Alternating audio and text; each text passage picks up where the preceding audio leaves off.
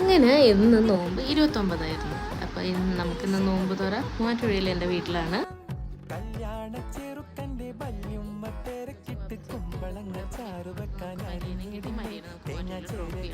അങ്ങനെ നമ്മൾ പോകുന്ന വഴി ഫ്രൂട്ട്സും കുറച്ച് സ്നാക്സൊക്കെ വാങ്ങാനായിട്ട് ഒരു ഷോപ്പിൽ നിർത്തിയിരുന്നു. അങ്ങനെ അവിടുന്ന് ഫ്രൂട്ട്സും എല്ലാം വാങ്ങി നമ്മൾ നേരെ മൂവാറ്റുപുഴയ്ക്ക് പോവാണ്. പെരുന്നാൾ നാളെ ആവോ മറ്റന്നാളാവോ എന്ന് നമുക്കറിയില്ല. അപ്പോൾ ആ ഒരു ചിന്തയിലാണ് നമ്മൾ പോകുന്നത്. പക്ഷേ ഡ്രസ്സും കാര്യങ്ങളൊന്നും കൊണ്ടുപോകുന്നുണ്ടായില്ല. പുതിയ പെരുന്നാളായതുകൊണ്ട് എൻ്റെ വീട്ടിലായിരിക്കുമല്ലോ.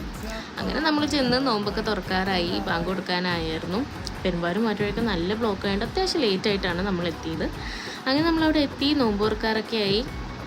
ഒരു ദിവസത്തിട്ട് ചിക്കൻ വറുക്കുന്നുണ്ടായിരുന്നു. അങ്ങനെ ബാങ്ക് കൊടുത്ത് നമ്മൾ നോമ്പ് തുറന്നു കഴിഞ്ഞപ്പോൾ ദേ ന്യൂസിൽ കാണിക്കണം നാളെ പെരുന്നാളിന്.